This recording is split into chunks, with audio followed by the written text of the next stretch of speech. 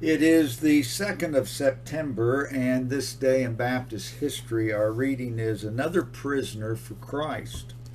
Our passage of Scripture is James chapter 4 and verse 1. From whence come wars and fightings among you? Come they not hence even of your lusts, that war in your members?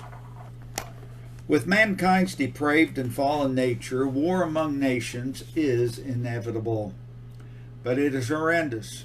It is believed that the largest army to go into battle was that under Xerxes I in 481 BC, when he invaded Greece.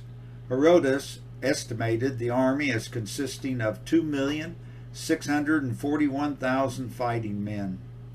Concerning the Revolutionary War, Thomas Jefferson is reported to have said, and I quote, "We must hold them, that is, the British, enemies in war, in peace, friends," end of quote. The Revolutionary War cost the lives of 25,324 Americans. However, the greatest war-induced national devastation that America has experienced came as a result of the Civil War.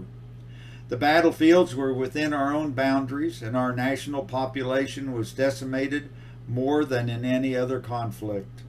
Actually, just under 500,000 lives were lost in the military battles of that dreadful war. However, as families were torn asunder, the social implications of the Civil War have continued to send out a ripple effect that permeates our citizenry even until this day. For those of us living over 100 years beyond the Civil War days, it is almost impossible to understand the impact of that conflict among our Baptist forebears. Baptist men were attired in blue and gray, and with impassioned spirits they took to the battlefields on both sides. Brothers from the same household battled in the opposing armies. Baptist chaplains, though having enlisted on one side or the other, ministered to soldiers from both armies. Baptists in the border area attempted to bring reconciliation, but to no avail. Appalling suffering was endured, and the geographical division of Baptists in America has continued until this day. Many injustices always occur during war, and the Civil War was no exception. The great Baptist soul winner, Uncle John Vassar, was temporarily taken as a prisoner of war during those awful days. Thus was also the case of our subject for today, Reverend William Luck. William Francis Luck was born in Campbell County, Virginia, in November of 1801. His pedigree revealed a Scottish-English legacy.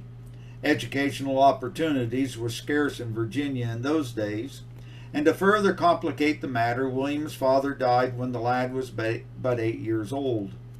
Though his mother was a devoted Baptist and lived an exemplary life, William grew up to become a wild, reckless young man. Surely such a background did not portend much success in life. On September 2nd, 1824, William Luck was married to Miss Elizabeth McCann, and 3 years later the couple emigrated to Tennessee, settling in Wilson County, east of Nashville. That area had been saturated with the gospel by the efforts of Reverend Tidness Lane and the Separate Baptists. By the grace of God, in the fall of 1830, William was converted at a Baptist camp meeting, and he united with the Pleasant Valley Church of Separate Baptists. Soon after his conversion, the Spirit of God burdened William's heart to preach, and even with his restricted educational training, the blessings of God were upon his ministry. Recognizing the hand of God upon William Luck in July of 1833, he was ordained into the ministry by elders John Whitlock and Elisha Bell. The next 25 years of Reverend Luck's life were invested in the labor of serving as pastor throughout the entire area. In 1857, at the age of 56, Reverend Luck and his family moved to Lincoln County in Missouri, just northwest of St. Louis. He began preaching under the auspices of the Salt River Association, and he was used of God both in the field of evangelism and as a pastor. In a short time, the dread Civil War broke out, and the man of God was arrested and taken as a political prisoner. He was incarcerated in the Grdoit Street prison in St. Louis, and the only charge against him was that he was a Southern man. However, the man of God looked upon his detainment as a call from God to preach. He labored in the gospel during the 9 months of his imprisonment. Rather than becoming bitter, he used the opportunity to praise the Lord, and other prisoners responded to the gospel message.